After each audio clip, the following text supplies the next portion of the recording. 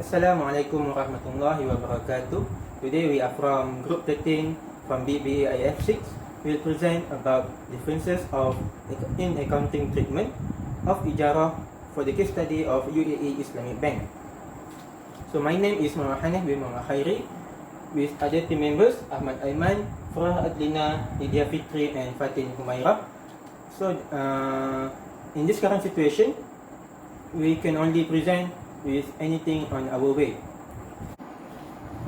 Based on our study from this paper, we found that the researcher want to discuss about the accounting treatment of one of the most popular financing product, which is Ijarah contract.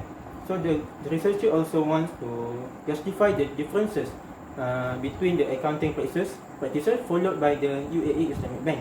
As we know, Ijarah is an Islamic financial instrument of asset that for the medium or long-term finance.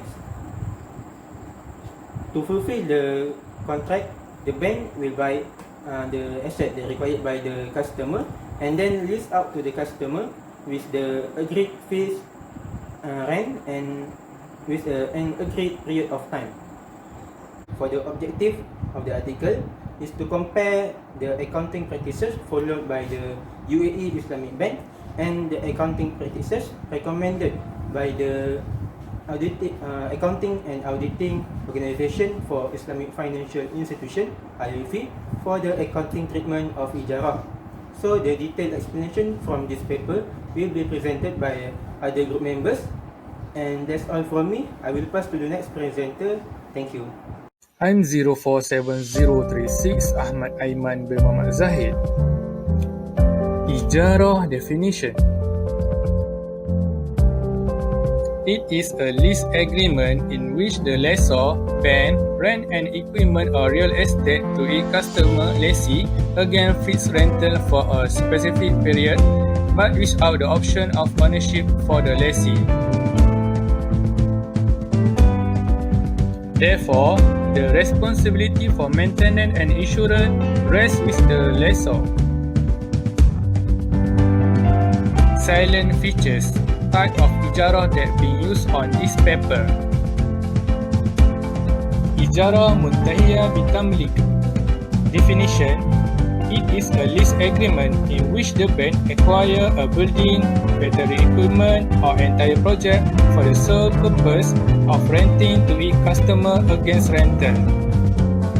It also provides an option to the customer to acquire the ownership at the end of a specific period by using one of the following methods.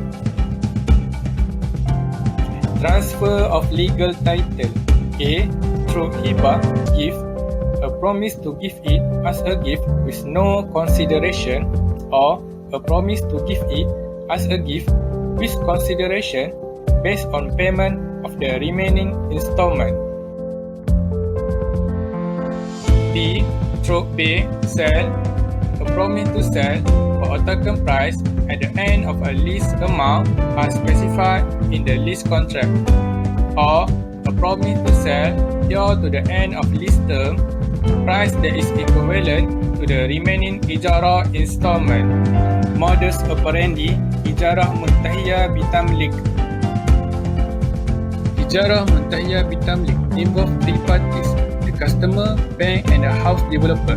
First step, the customer approach the bank with intention that the customer want to purchase the asset, and then the customer may promise to lease the asset for now and acquire it in the future. The second step, the bank purchase the asset on behalf of the customer from the house developer. The third step, the ownership is transferred from the house developer to the bank, and then 4A, the bank enter a lease or Ijarah contract with the customer. Next, 4B, the asset or the house been delivered to the customer or be given to the customer. For the 4C, the customer pay the rental on regular basis by mutual lease agreement. Lastly, at the end of lease period, the ownership of the house is transferred by the sale and purchase agreement or be given as a gift to the customer.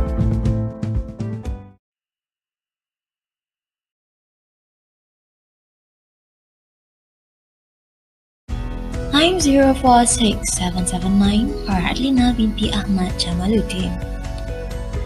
Presenting your findings, the differences in accounting treatment of Ijarah. First, lease rentals. Rental income from Ijarah and Ijarah Muntahya Bitamlik need to appear in income statement lessor and lessee acquires title through gradual sale. It includes 4 Islamic Bank in Dubai, Abu Dhabi, Dubai, Sharjah, and Emirates Islamic Bank. For Adib, Ijarah income recognized on time basis and operating lease income recognized on straight line basis.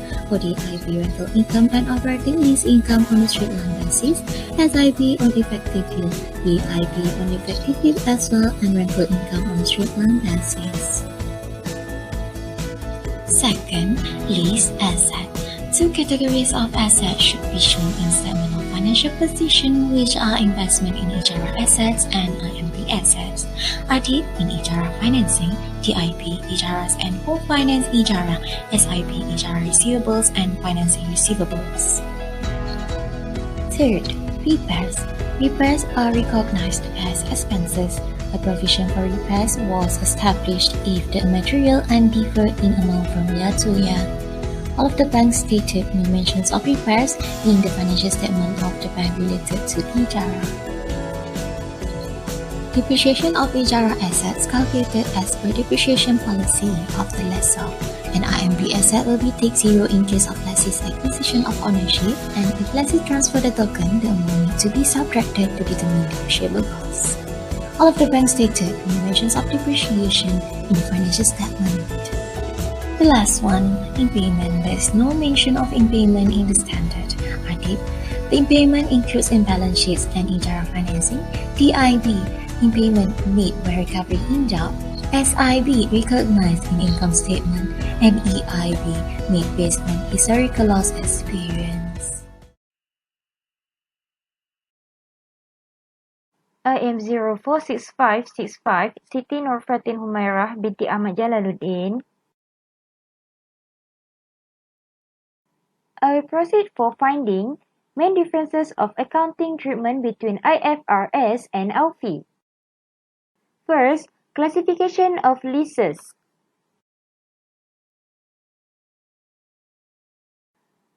For IFRS, a lease is classified as an operating lease if it does not transfer substantially all the risks and rewards incidental to ownership.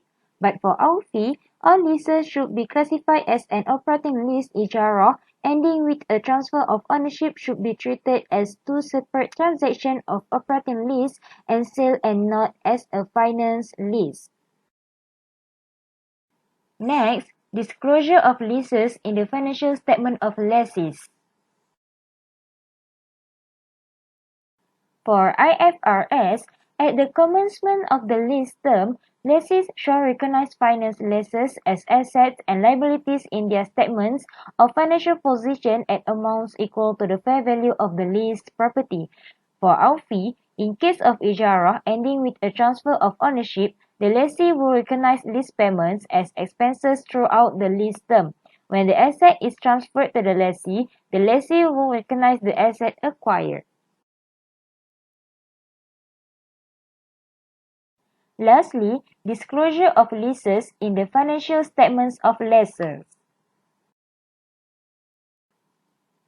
For IFRS, lessors shall recognize assets held under a finance lease in their balance sheet or statements of financial position and present them as a receivable at an amount equal to the net investment in the lease. For AUFI, in case of Ijarah ending with a transfer of ownership, the lessor will present an asset in its statement of financial position and recognize lease installments as revenue throughout the lease term. When the asset is transferred to the lessor may recognize a gain or loss on disposal. I will pass to the next presenter.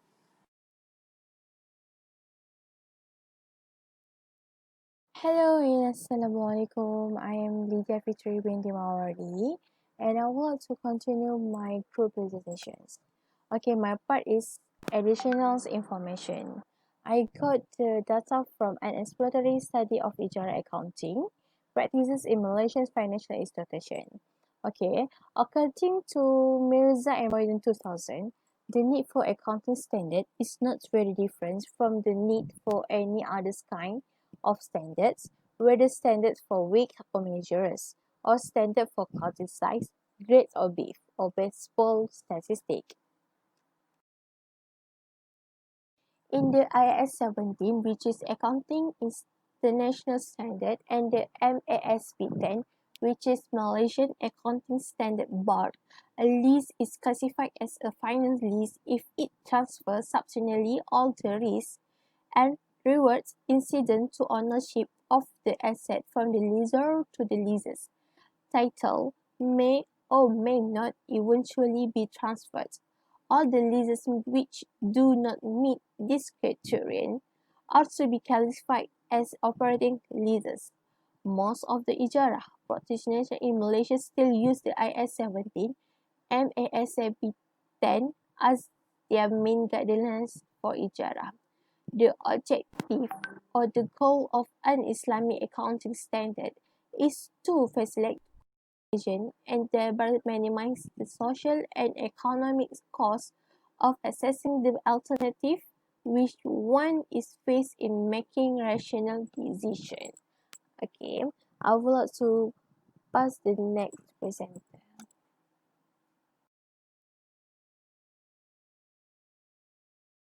IM 046565 Siti Nurfatin Humairah binti Ahmad Jalaluddin.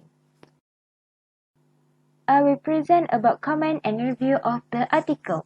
This article clearly explains about Ijarah and achieves the objective of the paper, which is to compare the accounting practices followed by UAE Islamic banks and accounting practices recommended by AUFI for account treatment of Ijarah.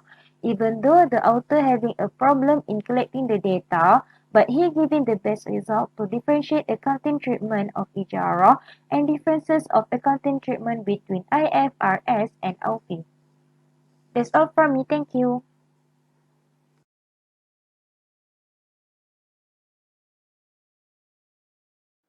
For conclusion, IS 17 requires that recognition of income under finance lease be based on a pattern reflecting a consistent periodic return on the lease's net investment outstanding. The findings on the comparison between Ijarah and conventional leasing from the legal and accounting aspect shows that there are significant differences between these two contracts. Hence, Ijarah should not be seen as an imitation of conventional leasing, since the definitions, type, principles, objective, presentations, measurements methods, disclosure, and substance of Ijarah are dissimilar to those of conventional leasing. Alright, that's all for us. Thank you.